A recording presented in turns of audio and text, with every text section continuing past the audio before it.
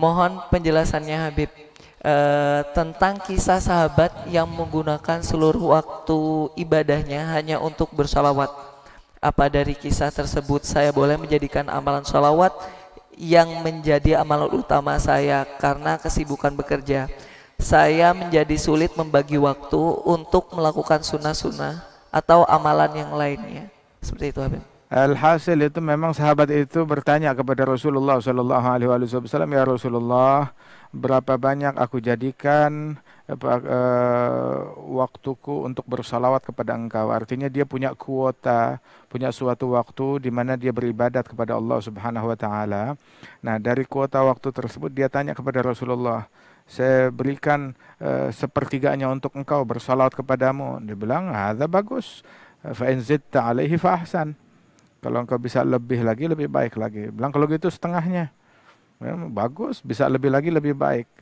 Hingga akhirnya berucap kalau begitu full semua waktu saya untuk bersalat kepada Rasulullah Sallallahu Alaihi Wasallam dari kuota waktu yang ditentukan tersebut.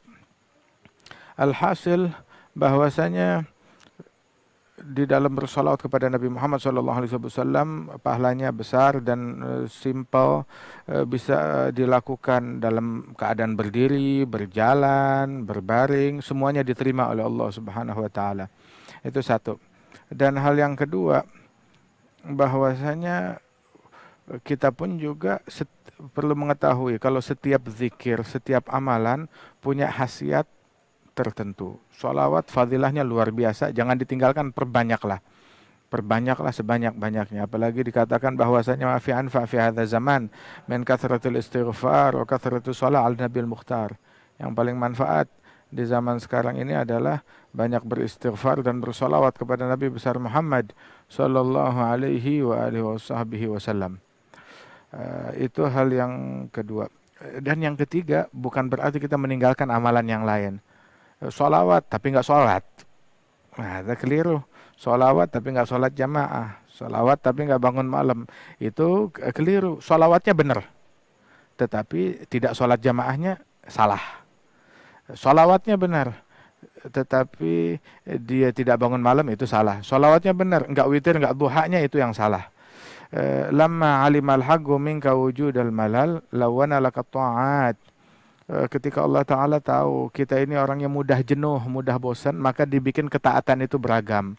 Maka nikmati ketaatan yang beragam ini untuk menyemangati kita, menambah semangat kita di dalam mentaati Allah Subhanahu Wa Ta'ala, berpindah dari satu amalan ke amalan yang lain, dari satu zikir ke zikir yang lain, dari satu salawat ke salawat yang lain. Alhamdulillah, ada ibadat, ada dalam bentuk zikir, ada dalam bentuk salawat, ada dalam bentuk salat. Begitu capek semuanya, ada dalam bentuk puasa. Ada juga saya nggak mau kelaparan, ada dalam bentuk sedekah. Ada juga dalam bentuk birrul walidain, ada juga dalam bentuk silaturahmi, ada juga dalam bentuk ziaratul ikhwan, dan seterusnya dan seterusnya. Dibikin ketaatan beragam. Salawat tetap banyak. Akan tetapi bukan berarti kita meninggalkan amalan yang lain.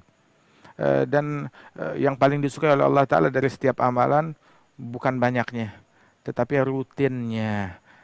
Fil Bukhari, mah alaikum minal amal ma tutigun, hendaknya kalian melakukan amalan yang kalian mampu. Fa Allah la yamalullah hatta tamallu, Allah nggak bakal jenuh, nggak bakal bosan hingga kalian sendiri yang jenuh dan bosan. Kemudian Rasulullah dikatakan oleh Sayyidatina Aisyah, kana habbudin ilallah madama alaihi sahibuh. Yang paling disukai oleh Allah Ta'ala dari suatu din, begitu juga riwayat dari suatu amal adalah yang dirutinkan. Galil daim khair min katsir munqati'. Sedikit tapi rutin lebih baik daripada banyak tapi putus.